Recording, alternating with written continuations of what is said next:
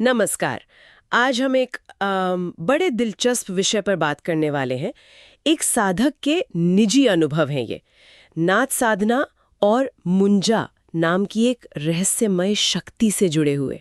हमारी जो ये चर्चा है ये असल में मिस्ट्री टॉक्स नाम के एक यूट्यूब चैनल पर आधारित है। वहाँ किरण सिंह जी जो एक नाथ भक्त हैं, उन्होंने अपने अनुभव शेयर किए हैं। और ये जो विवरण है ये शरीर में देवता आने वाली जो आम धारणा है ना, उस पर एक बिल्कुल अलग नजरिया देता है। फिर मुंजा साधना के दौरान जो हुआ वो तो काफी चौंकाने वाला है। तो चलिए समझते हैं इसे। तो शुरू में ही ये सवाल आता है जो बहुत आम है कि लोगों के शरीर में देवता आते कैसे हैं। किरण सिंह जी के अनुसार या उनके गुरुओं के अनुसार ऐसा नहीं होता। हाँ बिल्कुल, विवरण यही कहता है कि देवता शरीर में नहीं आते। ये असल में वो जिससे कुंडलिनी नाड़ी कहते हैं ना, हाँ, योग परंपरा में मतलब एक सूक्ष्म ऊर्जा चैनल, हाँ, उसका स्पंदन होता है। अच्छा, ये खास हालात में जैसे मंत्र जाप कर रहे हो या बहुत तीव्र भक्ति हो तब सक्रिय हो जाता है। आत्मा को तो बहुत ही छोटा मतलब खसखस के दाने जितना बताया गया है। तो जब कुंडलिनी जागती है, शरीर में जो हलचल होती है, कंपन होता है, लोग अक्सर उसे ही देवता का आना समझ लेते हैं। हाँ, पितरों के आने की बात जरूर कही गई है इसमें। ओके। पर देवता तो निराकार है, तो उनके शरीर में आने की संभावना को नकारा गया है। अच्छा, तो फिर ये जो साधक हैं जी, किरण सिंह जी, इनकी आध्यात्मिक यात्रा शुरू कैसे हुई? कोई खास घटना थी? हाँ, इसमें एक निजी घटना का जिक्र है। उनकी बेटी को एक अजीब सी बीमारी हो गई थी, मूर्धूस नाम बताया है। लक्षण थे कि हाथ पैर एकदम पतले और पेट फूल जाता था। डॉक्टर वगैरह को दिखाया पर कोई फायदा नहीं हुआ। फिर उनके गुरु थे नाना महाराज, उन्होंने सिर्फ एक धागा और कुछ अभिमंत्रित पानी दिया जी। और कहते हैं कि करीब 1.5 घंटे में बच्ची ठीक हो गई। 1.5 घंटे में? हाँ, और लाखों रुपए खर्च हो चुके थे पहले। तो ये चमत्कार देख के ही उनको लगा कि ये विद्या सीखनी चाहिए। बिल्कुल, ये तो एक टर्निंग पॉइंट रहा होगा उनके लिए, जाहिर है। और इसी अनुभव ने फिर उन्हें नाथ पंथ की दीक्षा लेने, मंत्रों की शक्ति को गहराई से जानने के लिए प्रेरित किया होगा। हाँ। और शायद इसीलिए वो आगे मुंजा जैसी जो इतनी मुश्किल साधनाएं हैं, उनको आजमाने का साहस भी कर पाए। सही। तो फिर आते हैं मुंजा साधना पर। ये मुंजा क्या है?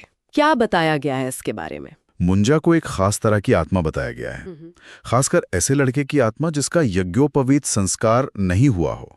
अच्छा, उपनयन संस्कार से पहले? हाँ, हिंदू धर्म में जो होता है ना जनेऊ संस्कार, जिसके बाद पढ़ाई वगैरह शुरू होती है, उससे पहले अगर मृत्यु हो जाए। इस केस में मुंजा का नाम रामू बताया गया और उम्र कोई 16-17 साल।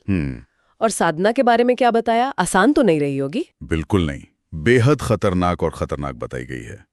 पूरी तरह एकांतवास चाहिए था, महिलाओं से बिल्कुल दूरी, मतलब उनका स्पर्श या परछाई भी मना थी, और निर्वस्त्र होकर बैठना होता था। बाप रे, गुरु ने खतरों के बारे में चेताया नहीं था?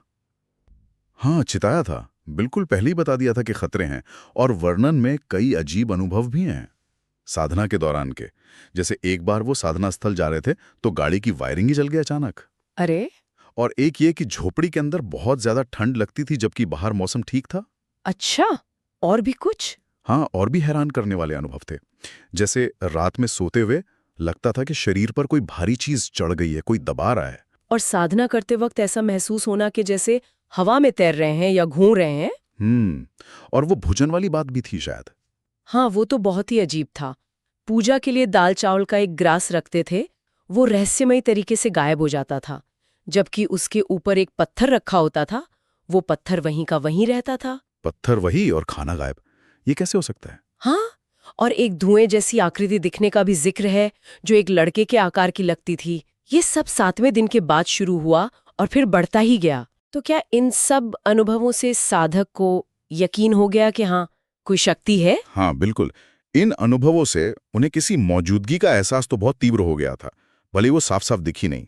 और उन्होंने फिर इसकी परीक्षा भी ली। अच्छा, कैसे? जैसे एक दुकानदार को पैसे मांगना भुलवा दिया, या फिर सिर्फ सोचा और अपने घर की बिजली कटवा दी, फिर वापस भी ले आए, जबकि आसपास के घरों में बिजली थी उस वक्त। अरे वाह! तो इन परीक्षणों से उन्हें पक्का हो गया कि हाँ, शक्ति तो है। लेकिन ये बड़ा अजीब है कि इतना सब होने के बाद भी मुंजा कभी स्पष्ट रूप से सामने नहीं आया। नहीं, विवरण यही कहता है, कोई स्पष्ट रूप नहीं दिखा।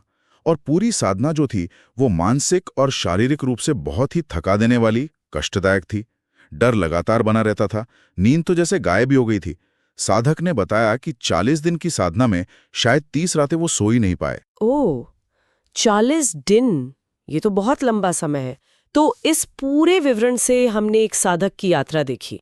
एक संदेह से शुरुआत हुई, फिर व्यक्तिगत अलौकिक अनुभव हुए और फिर विश्वास जगा। हमने देव संचार पर एक अलग नजरिया देखा और मुंजा साधना की जो चरम प्रकृति है उसकी खतरों को भी समझा। बिल्कुल, और ये विवरण इस बात पर बहुत जोर देता है कि ऐसी साधनाएं कभी भी बिना किसी योग्य गुरु के मार्गदर्शन और उनकी सुरक्षा के बिना नहीं करनी चाहिए। इसमें जान का खतरा बिल्कुल वास्तविक है।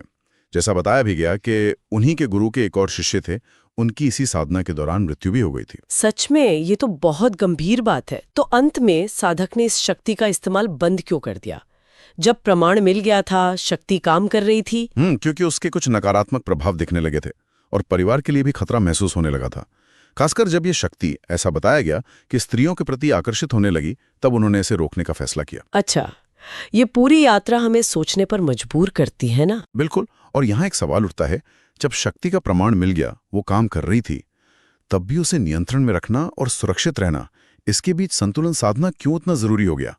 मतलब शक्ति पाना शायद एक बात है, पर उसे संभालना और उसके जो परिणाम है उनके साथ जीना शायद